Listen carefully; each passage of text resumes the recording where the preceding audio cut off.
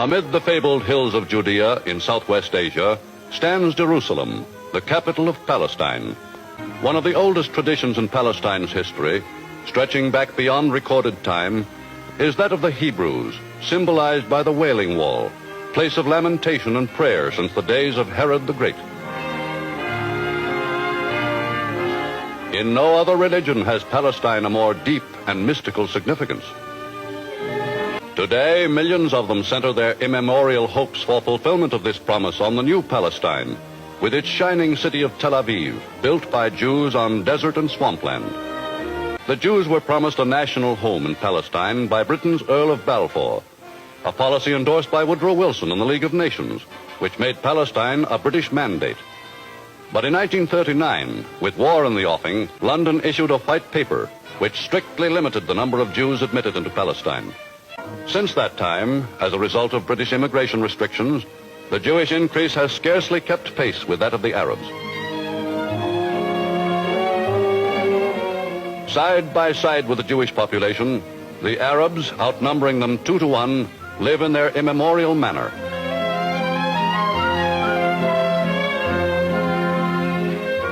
Though noted for their independence and readiness to fight, the Arabs have in recent years been coming into Palestine in increasing numbers as workers. For the high wages they earn on the Jewish-owned farms and plantations bring them a new and welcome prosperity. And not only has the working-class Arab profited by the presence of the Jews in Palestine, but to many an Arab property owner, wealth and pleasant living have come from the sale of his land to the immigrants.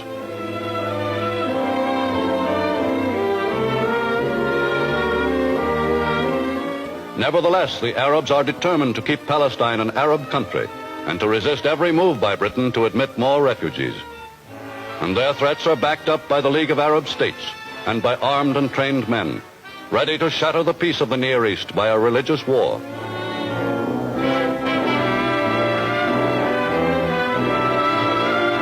Today, the quota under which refugees from Europe can enter Palestine is the concern of Jews the world over.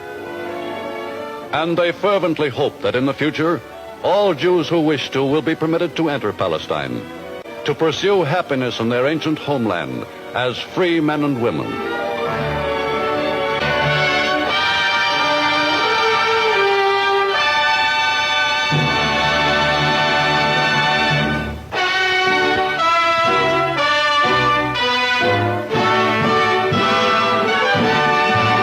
To pursue happiness in their ancient homeland as free men and women.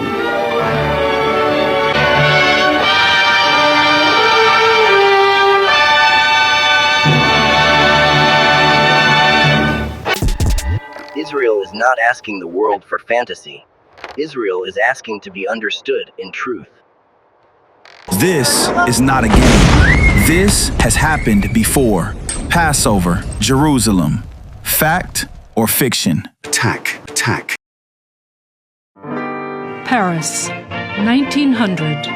More than 50 million people from around the world visited the Universal Exposition, a world's fair intended to promote greater understanding and tolerance among nations, and to celebrate the new century, new inventions, exciting progress. The 20th century began much like our own, with hope that education, science, and technology could create a better, more peaceful world. What followed soon after were 2 devastating wars. Deutschland ist nun erwacht. Die Macht haben wir nun in Deutschland gewonnen. Nun gilt es, das deutsche Volk zu gewinnen. All civil servants, including teachers and police, members of parliament and the judiciary, swore an oath of loyalty, not to any constitution, but to Hitler as Führer of the German nation.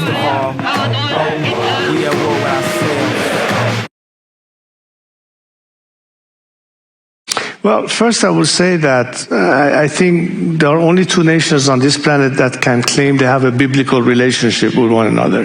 One is Israel, one is Iran. You've been sold a story. Simple, clean, easy to share. But it's not true. This didn't begin in 1948, and it doesn't end on social media. While you post, rockets are aimed at civilians. While you protest, terror is funded, trained, and repeated. You call it resistance, but ask yourself, why does it always target the innocent? This isn't politics. This is truth versus the story you were given. You may conquer the land. You may slaughter the people. That is not the end. We will rise again. The day Rome falls, there will be a shout of freedom such as the world has never heard before.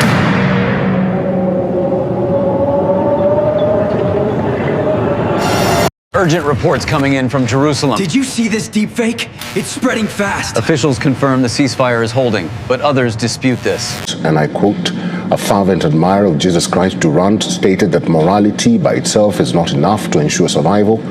A morally superior civilization may still fall to a ruthless enemy if it does not have the power to defend itself. If I forget thee, O Jerusalem, may my right hand forget its cunning. If I do not remember thee, let my tongue cleave to the roof of my mouth. If I prefer not Jerusalem to my chief joy. For Zion's sake I will not hold my peace, and for Jerusalem's sake I will not rest until the righteousness thereof go forth as brightness, and the salvation thereof as a lamp that burneth. And maybe that's what this is really about. Not just history, not just headlines, but memory. Because this story, it didn't start with me. My family traces back to a descendant from the house of David. In 1741, he came to this land, not for comfort, not for power, but because something in him knew this place mattered. Through storms, through exile, through generations, that thread never broke.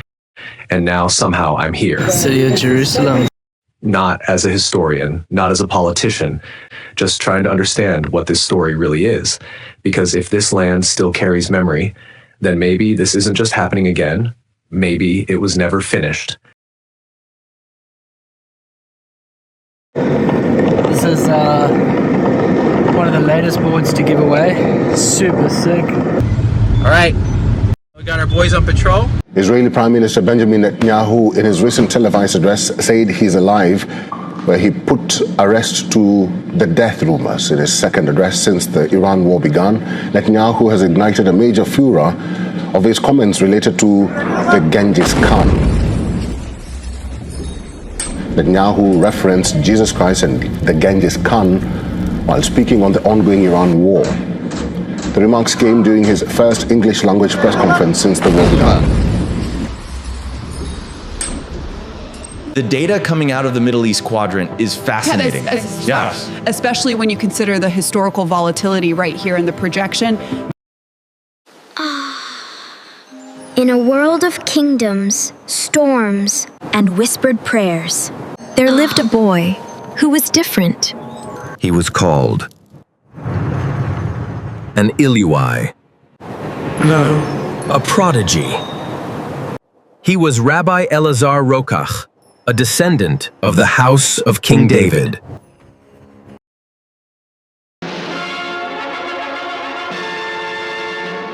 The march of time.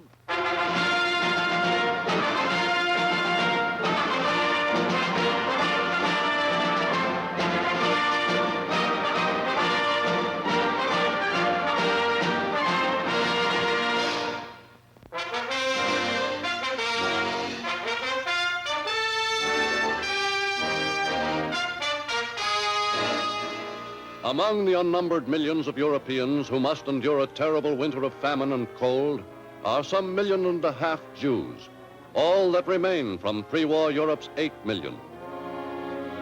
Those Jews who have kept their lives have kept little else save the hope of escape from the scenes of their torment. But for most of them, escape from intolerance and privation is at present impossible.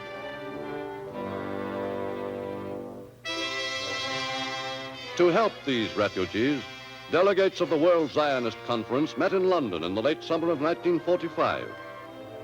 They urged the British government to create a Jewish state in Palestine and remove restrictions on immigration to the Holy Land. To this end, the delegates appealed for the full moral and material support of the United Nations. For Palestine is to surviving European Jews almost unattainable.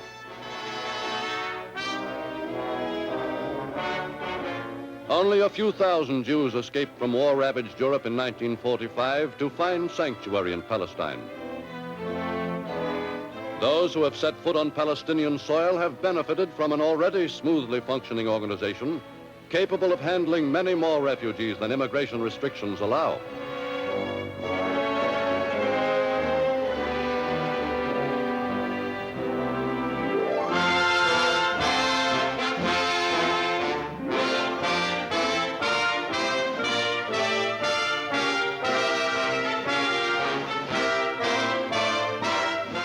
In 1917, Lord Allenby conquered the Holy Land, and the Jews were promised a national home in Palestine by the Earl of Balfour, a policy endorsed by Woodrow Wilson and by the League of Nations, which made Palestine a British mandate. But in 1939, Great Britain was faced with war, and at Haifa in Palestine was the terminus of an oil pipeline from Iraq. Overnight, the Middle East became a vital strategic area. Through it ran the Suez Canal, Britain's lifeline to the Far East. Peace had to be maintained in the Arab states so that Great Britain would be assured of an oil supply to fuel her planes and tanks and ships in the coming battle. To calm the Arab world, London produced in 1939 a white paper which strictly limited immigration into Palestine.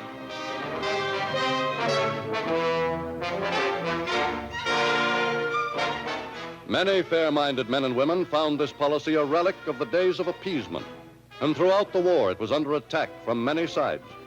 This conference urges the British government to abrogate the policy set out in the White Paper of 1939 and to open Palestine to unrestricted Jewish immigration and resettlement. In 1945, with war's end, the British Labour Party, committed to a liberal immigration policy in Palestine, was swept into power, and a new cabinet was formed, headed by the sincere and progressive Clement Attlee. Quickly, the London spokesman for the Arab states warned Britain's new government that the Labour Party's policy was not acceptable to the Arabs.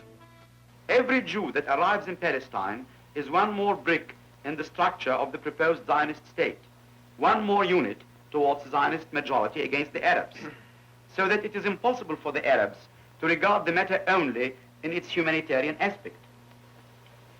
The political question was finally settled by the White Paper, and any attempt to force more refugees on Palestine now, on whatever grounds it is ostensibly made, would be a breach of that settlement. A prompt answer came from Professor Harold J. Lasky, chairman of the Labour Party and semi-official advisor to Great Britain's new government. The Labour government must make sure that pan-Arabism, so carefully cultivated since 1939, understands decisively that the tragic remnant of European Jewry will not be sacrificed to make a holiday for Arab landlords in the Middle East. Palestine has for centuries been the focal point of many religions, birthplace of the Christian and Hebrew faiths, and sacred to the Muslim world as well. Though Palestine is still predominantly Arab, the Jewish population increased greatly from the early 20s until 1940. Since that time, as a result of British immigration restrictions, the Jewish increase has scarcely kept pace with that of the Arabs. But those immigrants who have made Palestine their home have created within the last 20 years a beautiful and spacious metropolis, Tel Aviv, where formerly there were sand dunes and malarial swamps.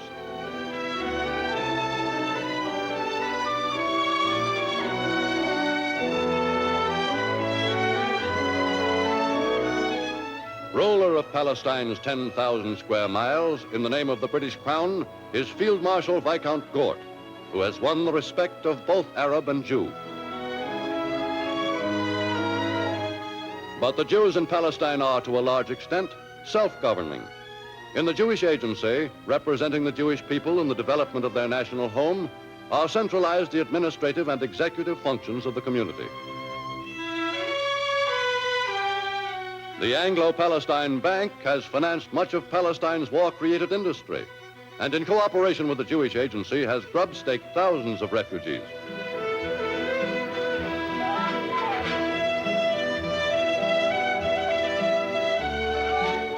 Palestine's prosperity is reflected in Tel Aviv's own stock exchange, where any fluctuations in national stocks and bonds are watched with an eagle eye by the local brokers.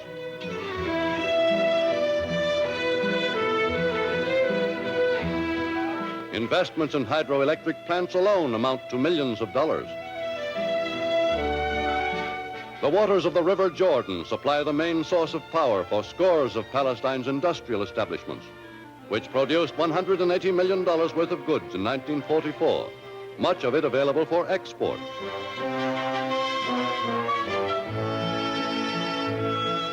Many industries have benefited by the skill of trained craftsmen who escaped from Europe. A whole new diamond cutting industry has been built, and its future assured by agreement with the British Diamond Trust.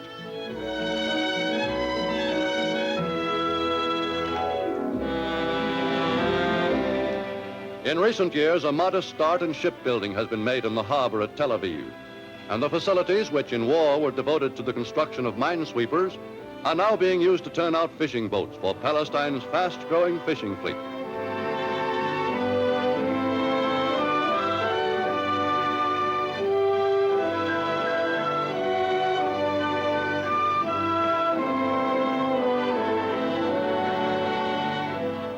On the shores of the Dead Sea, hundreds of feet below sea level, new plants extract thousands of tons of potash, bromine, and other valuable chemicals each year.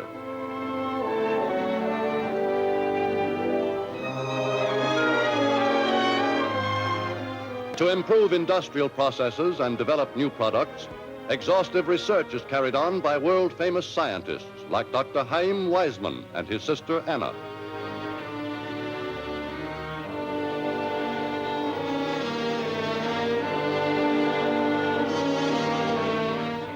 Ensuring the continuity of Orthodox religion, a Talmud school trains future rabbis who at an early age begin to acquire the knowledge and wisdom for which they will be revered in future years. Traditionally an intellectual people, the Jews have established Hebrew University, on whose faculty are some of Europe's most famous scholars, and which is today the center of Palestine's cultural renaissance. No less important than education is the physical well-being of Palestine's children.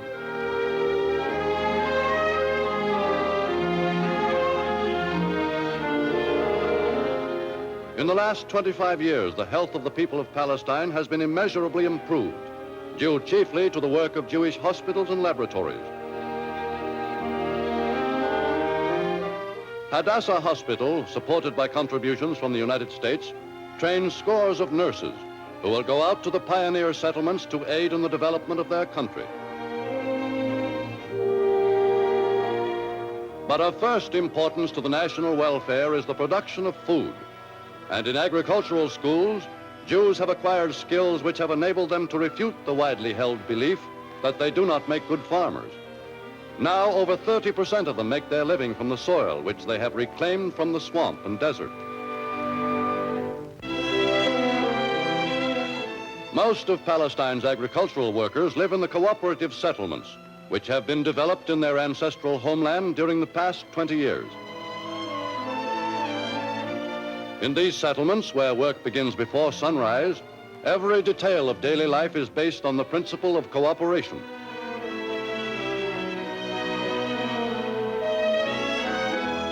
All work in these communities is divided and assigned by an elected committee, whose members must take into account the age and strength of the colonists before assigning them their daily chores.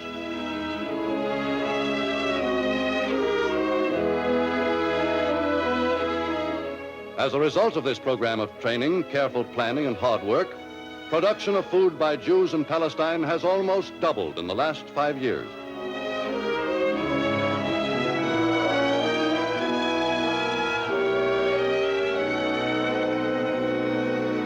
But there are also settlements wherein the rugged individualists, who comprise 22% of the farm population, can live and flourish.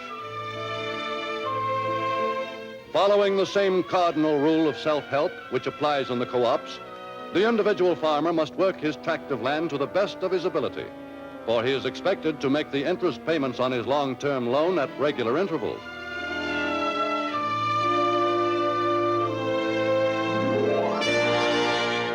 Constantly, the immigrants carry on their fight to increase the yield of the land. First and most pressing need has always been water, which must be dammed up during the rainy season for use in irrigating farmland during the long months of drought.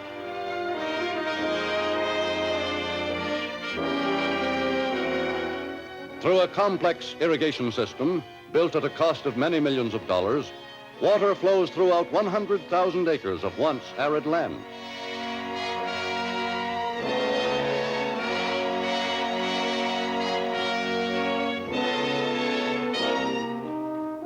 But though a good beginning has been made in the areas occupied by the Jews, they believe that nearly all of Palestine's 6 million acres could be restored to fertility.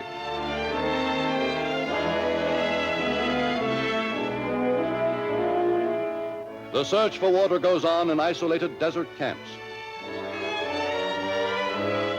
On land abused and eroded for centuries, teams of experts sink test wells, and on their findings will depend the future of that land, whether it is to remain a desert waste or whether, given water, it will be the site of another new and flourishing community, brought to life by thousands of settlers. Many a barren field is now being cleared in Palestine to make way for vineyards and farms and villages.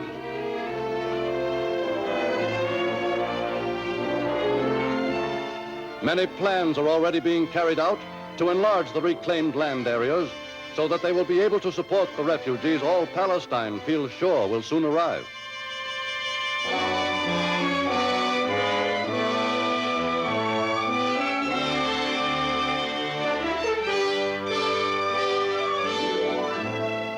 To maintain in these areas Palestine's high standard of health, research stations have been established in an effort to stamp out the disease which for so many years has sapped the vitality and taken the lives of the natives.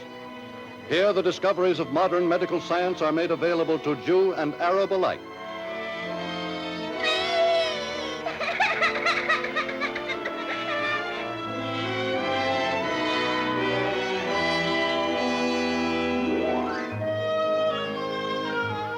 Side by side with the Jewish population, the Arabs, outnumbering them 2 to 1, live in their immemorial manner.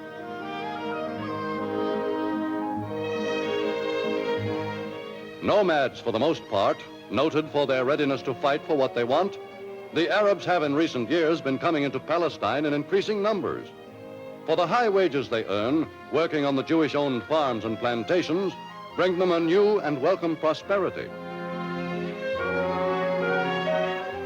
And not only has the working-class Arab profited by the presence of the Jews in Palestine, but to many an Arab property owner, wealth and pleasant living have come from the sale of his land to the immigrants.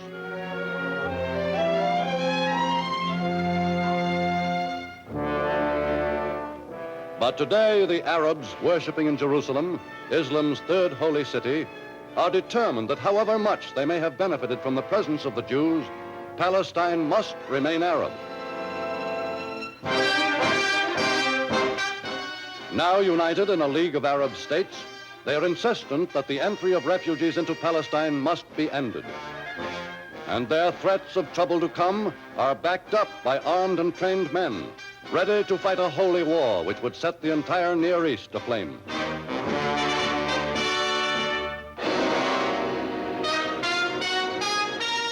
But the Jews, whose arguments before the war for a free Palestine were strong, are sure that they now have an irresistible case. For not only have millions of men and women of Hebrew faith been tortured and murdered in Europe, but 30,000 Jews who formed the Jewish Brigade fought in the Desert Campaign and in Italy to free the world of fascism.